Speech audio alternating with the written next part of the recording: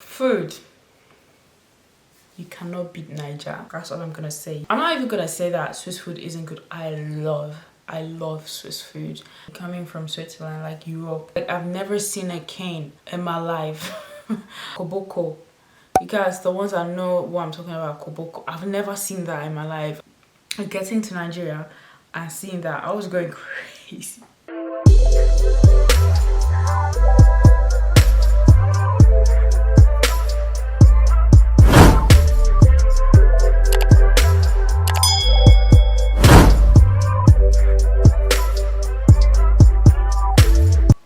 Hey guys, welcome back to my channel. I'm Stephanie. If this is your first time stopping by on my channel, thank you. Do not forget to subscribe, to like this video, and leave a comment down below if you'd like to. If you've got questions, I am always glad to answer the questions you guys have. Or you can also DM me on my Instagram at proud_melanin. Yeah, so for this video I decided to talk about life in Switzerland versus life in Nigeria. So as some of you guys might know from my previous videos, I lived in Nigeria for 8 years and I've been in Switzerland for 12 years. I was actually born here in Switzerland, so on the whole I feel like, I mean, obviously I've been here for 12 years, so I definitely have more experience here in Switzerland, but somehow my time in Nigeria, the 8 years that I was in Nigeria, is what kind of sticks with me more, if that makes sense. In this video I'm just gonna talk about, you know, the things I experienced and how it was, and the differences, the things that I've noticed that I noticed right away that was different. I'm just gonna start by saying Switzerland and Nigeria are two different places, like two different worlds, if I can put it that way, because there's so many things that's different. Like the mentality is different, how people approach is different, how people live is different. So especially when I came back from Nigeria, coming back to Switzerland, there were a lot of things that I noticed right away, because I was just coming out from Nigeria where I had been for 8 years. So but I'm gonna touch like different points. So the first thing I'm gonna talk about is housing. I think most people know things in Switzerland are very expensive. The housing here is definitely really expensive. Like for an apartment, for a small apartment, what you're gonna pay for it is like insane. I actually lived in Enugu, Nigeria, for those of you that didn't know. Just for you to see like the different, because I know different parts of Nigeria have different pricing and all of that, but I actually lived in Enugu. So for the place, for what we were paying at where we stood, we're literally paying like half of what we are paying right now for an apartment that has just 4 rooms and isn't that big, to be honest. So it was after I moved back to Switzerland that I figured how much we took our place in Nigeria for granted, like the space that we had, the extra rooms that we had for like visitors and all of that.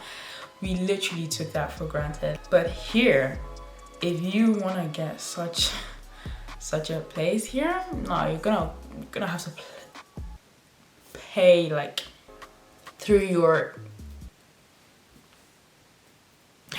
like I don't even know how you want to afford that here, because it's so expensive. So now that we are on the topic of housing, the next thing I'm going to talk about is power supply, and this is I think it's kind of obvious. So if you've lived in Nigeria or you've even visited Nigeria, I'm sure like the whole power supply thing isn't going to be new to you.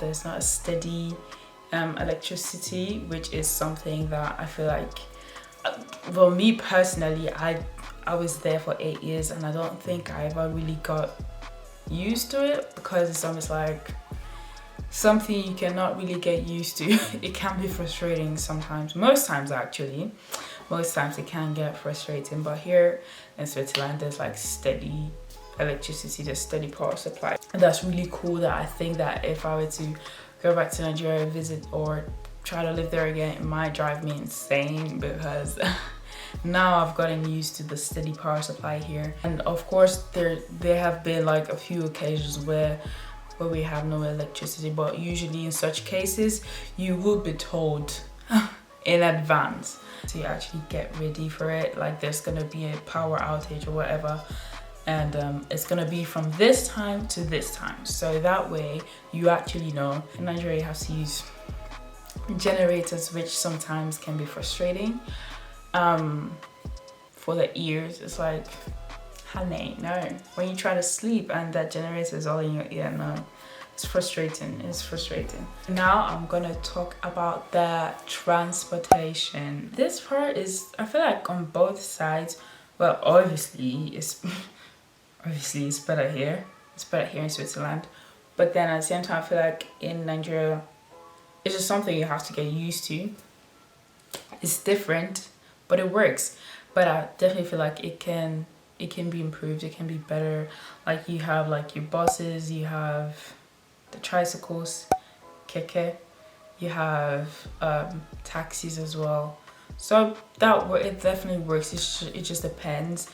But I feel like the buses can definitely be upgraded. A whole lot of things can be upgraded. Here we have buses as well. We have trams. We have trains, and then you also have like e-scooters that you can just pick up on the road, which by the way I find so cool that you can use like e-scooters anywhere. There's like so many options, which I definitely like, and there's connections everywhere. Like anywhere you want to go, there's always a connection to be there, which is something that's pretty cool. Like time, you can use an app, you can check it on your app and get to different places. We've got e-bikes as well, but I personally do not use e-bikes. But a lot of people actually use like bicycles to get to work, to go to places. Like a whole lot of people. It's actually very, very common here. So in Nigeria, it is. I mean, there are a lot of people that use bicycles as well, but just not too many of them. So because we're on the topic of transportation, I'm just gonna talk about driving. It's too different. Like stop. It's too different. Like I never drove in Nigeria. I never did drive in Nigeria. But I was very observant. Like when my parents were driving, once I was in the car, I was always looking out for the way my parents were actually driving, the way other people were driving. So I do have an idea. I do know how it's like. I do know the frustration that is in driving in Nigeria. And I'm gonna say that when I started driving here in Switzerland, and I came across all these rules. Baby girl, I was like, wait a damn minute. Where is all this coming from? Because I was used to seeing, how people drive in Nigeria. And when I started taking lessons, I was like, I don't think I will be able to drive in Nigeria, because after seeing how you're supposed to drive here, I feel like it's just gonna be a frustrating experience to actually drive in Nigeria. Even though I would like to try it, I would definitely do that. But yeah, it's very different. Like here you have a whole lot of rules, you've got regulations, you've got this to watch out for, you've got that to watch out for, you've got like so many things to watch out. I've never seen any of these things in Nigeria. If you're there to waste someone's time, you literally get cursed at for driving the right way in Nigeria. They'll curse you, they'll curse the next generation, they'll curse everybody around you because you drove the right way. So the next thing I'm gonna talk about is the healthcare system. That one, I think, is also something that's kind of obvious because here it's not like in Nigeria where you first have to pay to get treated. Okay, it's not like that. Like all that craziness, I've always felt like it was crazy to request for money before you get treated. But in a place like Nigeria where there's a whole lot of thing going on, there's a lot going on in Nigeria. So in a place like that, I do kind of understand that they have to do it like that, but at the same time, I feel like if things were actually working properly, there wouldn't be need to do that. But here in Switzerland, the healthcare, the hospitals, everything's really nice. It's really good. You get treated and then get billed. It's not like in Nigeria where you get billed first before you get treated. Here you get treated and then you get billed. And the truth is, most of the hospital costs here gets covered by your insurance. So there isn't too much, honestly, to be paid at the end of the day. I mean, it depends. It also depends on kind of insurance you have. It depends on what you might be treating and all of that. But for the most part of it, the insurance does take the most of the cost. So there isn't too much to be paid. And in general, I feel like the treatment here is definitely better. And I am saying this out of experience. Is because I did have an injury on my knee like almost 8 years ago. This year is gonna make it the 8th year. The treatment that I got, I felt like if I had had that injury here in Switzerland, my knee, like the healing process would have been a little bit different, if that makes sense. I had to get like a little, it was a kind of operation, but it was a little one. But the way they handled it, like it shouldn't have been handled that way. That's a whole other story. I can make a story time for that, but that was a crazy ass one. After 3 years of that injury, like even up till today, I still have problems with that knee because it hasn't healed properly. It's been almost 8 years and it hasn't healed properly. And I remember it was 3 years after I got that injury. The same thing repeated itself with the knee, but in a different form. So, but this time around, I was here in Switzerland. So that time, it happened in 2016. When that happened, I went to the emergency and they literally just gave me one shot of, it was a special kind of whatever. I don't remember what exactly, but I got it, and that day, there was such an improvement. I was going crazy. I was literally like, tell me why I had to go through that process, why I had to go through that procedure in Nigeria. That was hell for me, when I could have just gotten like just this little injection that I got in now, and my knees opened up again. I was like, what? It took like a few days and I was back to walking with my leg normal. But of course, the impact of the first one that I had still affects me. It was the same problem, but handled 2 different ways. So now we're gonna talk about the weather here in Switzerland and in Nigeria. It's also different. Here in Switzerland, we've got 4 different seasons. There's winter, spring, summer, and fall. But to me personally, it just feels like 8 or 9 months of cold and 3-4 months of decent weather, like warm weather. But with time, you actually just seem to get used to it. And in Nigeria, we've got 2 seasons, which is a dry season and a rainy season, which was also really interesting to me. I mean, I didn't really like dry season. I didn't really like dry season. No, it was just too hot. It was just too dry. Everything, like, you just ashy. So I haven't really talked about the people. There isn't too much to say, but I feel like people here are very nice, very understanding, approachable also to a certain extent though. I mean, that's everywhere.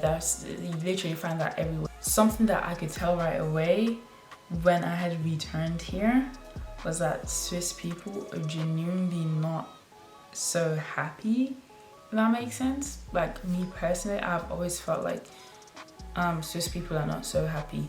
And I just noticed this, especially coming from Nigeria, where there isn't too much. Like the people there don't necessarily have too much. But you would notice that they're genuinely much more happier than at least the Swiss people here.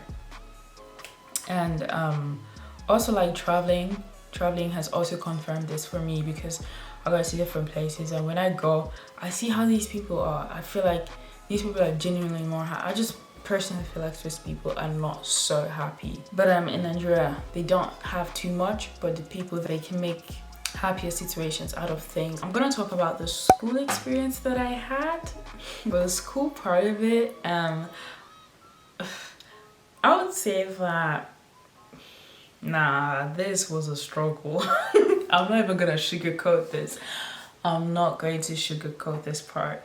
School part of it in Nigeria was definitely a struggle for me. It was, honey, oh Lord. I remember my first week of school, I was just crying. I was literally just crying because everything was so different. Because I remember I was so excited to start my first class here in Switzerland. So when I found out I had to start that in Nigeria, I was like, okay, I'll be open. That's fine, I'll be open. I think the scariest part of it was actually seeing students get whooped.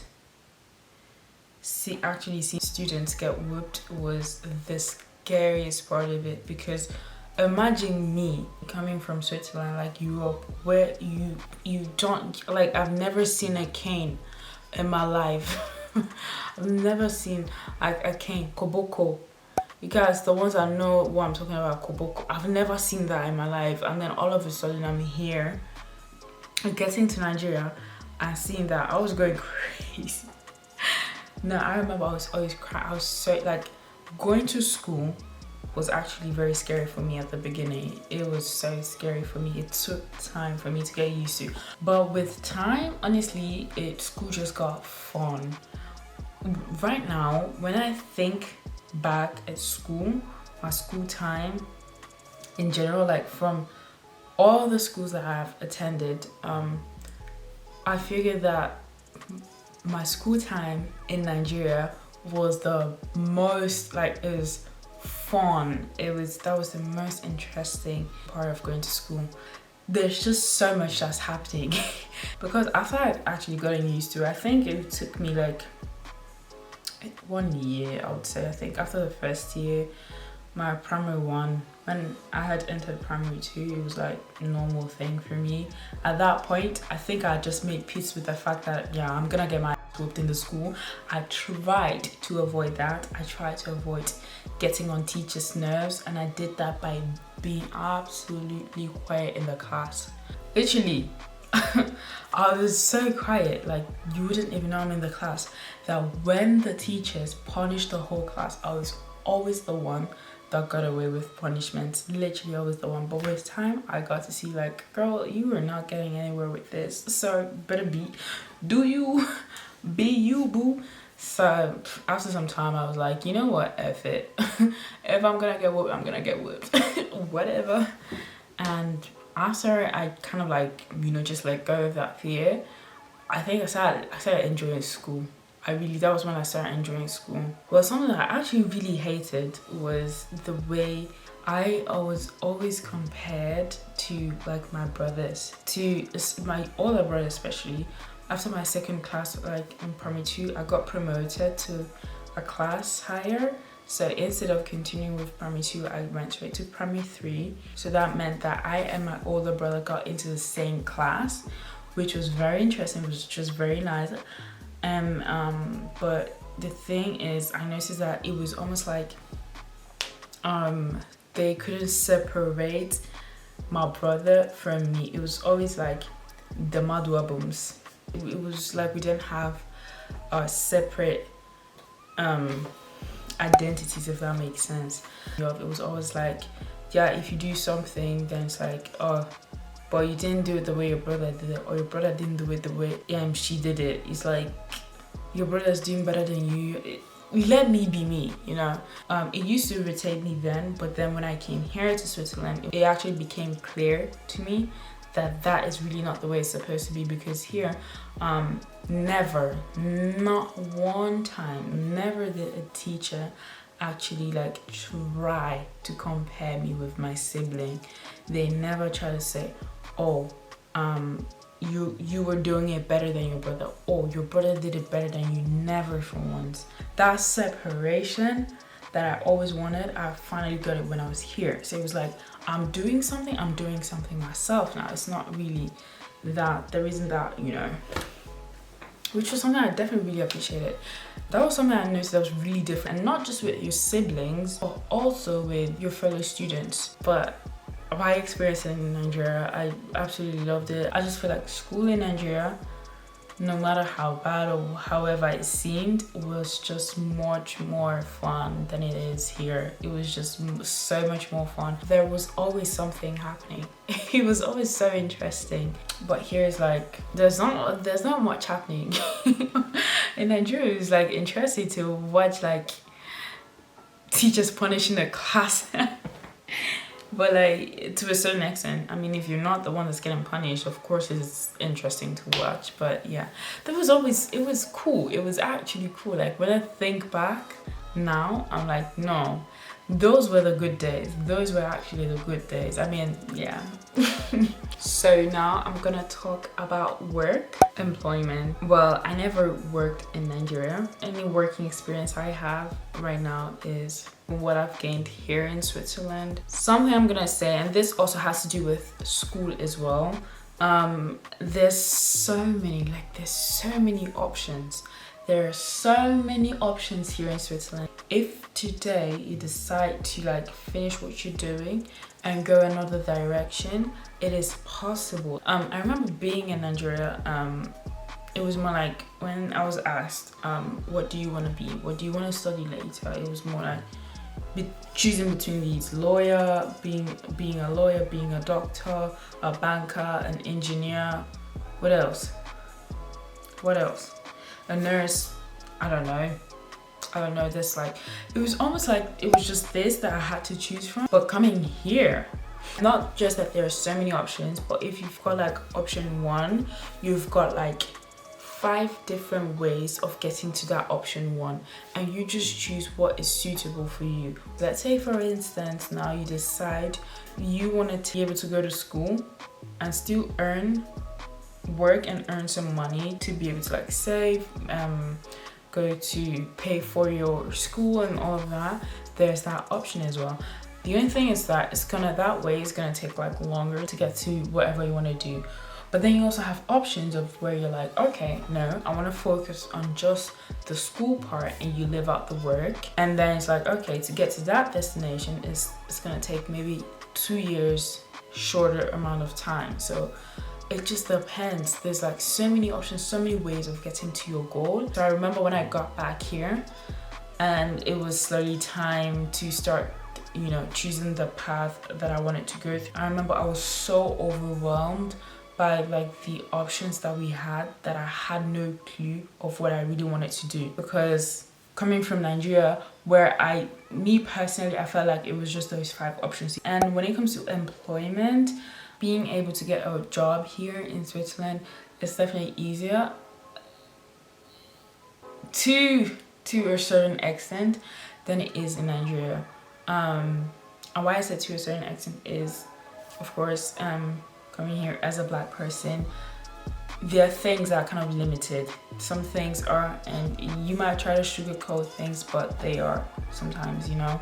And this now goes back to the video that I made talking about life in Switzerland as a black. I did talk about this there. So if you want to hear more about it, you can go back to the video, and there you see I talked about it a little bit more. So the pay here in Switzerland is definitely much higher than it is in Nigeria.